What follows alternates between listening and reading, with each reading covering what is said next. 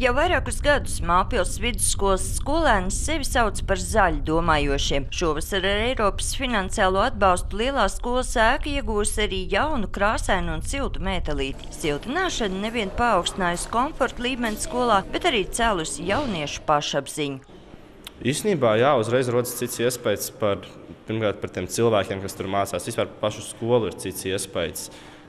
Kad iebraucēji kaut kādi ir turisti, un uzreiz viņiem rodas tāds jaukāks iespējas, ka skola ir tāda košāka, tāda krāsaināka. Tas ir tāds pozitīvisms.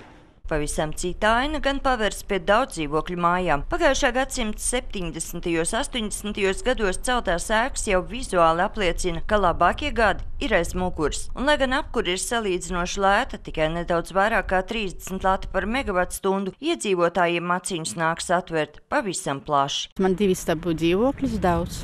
Cik daudz? Tas apmēram pie 70 latiem sanāk.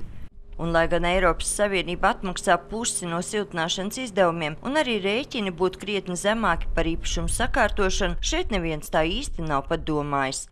Varbūt tāpēc, ka pensionārā esmu. Tas viss ir izteikts.